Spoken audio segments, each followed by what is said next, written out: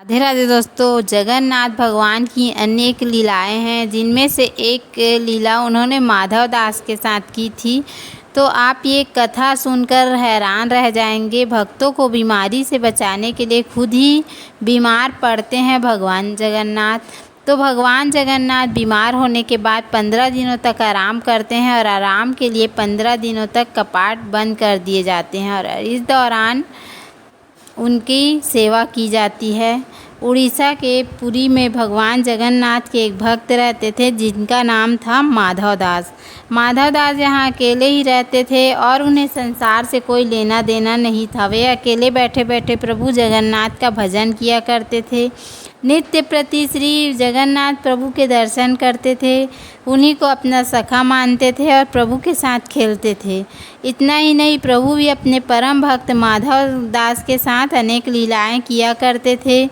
प्रभु इनको चोरी करना भी सिखाते थे। माधव दास जी अपनी मस्ती में मग्न रहते थे।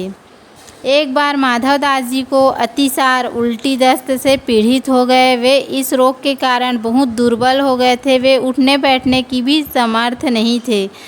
हालांकि अपनी क्षमता के अनुसार वे सभी कार्य स्वयं ही करते थे और किसी भी अन्य व्यक्ति से मदद नहीं लेते थे।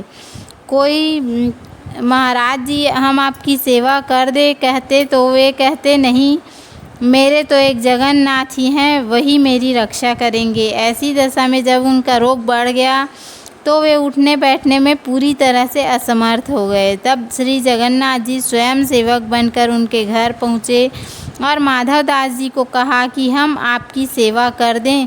भक्तों के लिए आपने क्या नहीं किया, क्योंकि उनका रोग इतना बढ़ गया था तो कि उन्हें पता भी नहीं चलता था कि वे कब मलमूत्र त्याग देते थे, जिनकी वजह से उनके वस्त्र गंदे हो जाते थे। उन वस्त्रों को भगवान जगन्नाथ स्वयं अपने हाथों से साफ करते थे। इतना ही नहीं, प्रभु उनके पूरे शरीर को भी साफ करते थे। प्रभु जगन्नाथ द्वारा की जाने वाली सेवा का अंदाज़ा इसी बात से लगाया जा सकता है कि कोई अपना भी किसी की इतनी सेवा नहीं कर सकता। जब माधव दास जी को होश आया तब उन्होंने तुरंत पहचान लिया कि यह तो मेरे प्रभु ही हैं। एक दिन माधव दास जी ने प्रभु से पूछ ही लिया, प्रभु आप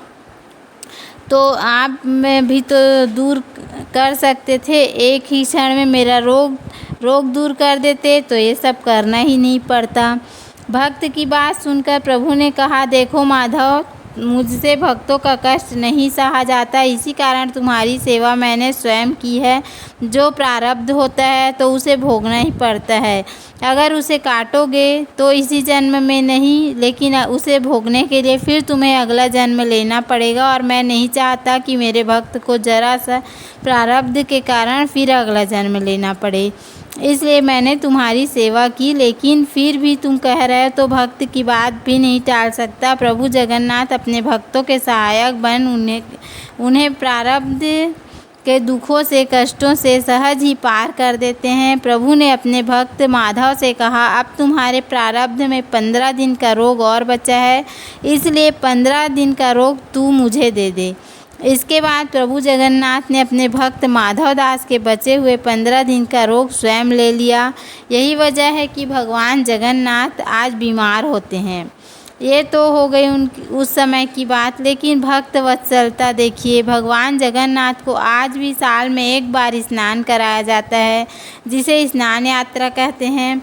स्नान यात्रा करने के बाद हर साल 15 दिन के लिए जगन्नाथ भगवान आज भी बीमार पड़ते हैं। इस दौरान पुरी में स्थित प्रभु जगन्नाथ का मंदिर 15 दिन के लिए बंद कर दिया जाता है। इस दौरान प्रभु की रसोई भी बंद कर दी जाती है, जो कभी बंद नहीं होती। भगवान की इस अवस्था के दौरान उन्हें 56 भोग नहीं खिलाया जाता। इस समय उन्हें 15 दिनों तक आयुर्वेदिक काढ़े का भोग लगाया जाता है। भगवान जगन्नाथ मंदिर में तो भगवान की बीमारी की जांच करने के लिए हर दिन वैद्य भी आते हैं। काढ़े के अलावा प्रभु को फलों का रस भी दिया जाता है। उन्हें रोजाना शीतल लेप भी लगाया जाता है। बीमारी के दौरान उन्हें फलों का रस, छेना का भोग लगाया जाता है और रात में सोने से पहले मीठा दूध अर्पित किया जाता है। भगवान जगन्नाथ बीमार होने के बाद 15 दिनों तक आराम करते हैं। आराम के लिए 15 दिन तक कपाट बंद रहता है और उनकी सेवा की जाती है ताकि वे जल्द से जल्द ठीक हो जाएं। तो उम्मीद है आपको हमारा वीडियो पसंद आया होगा। यदि हमारा वीडियो पसंद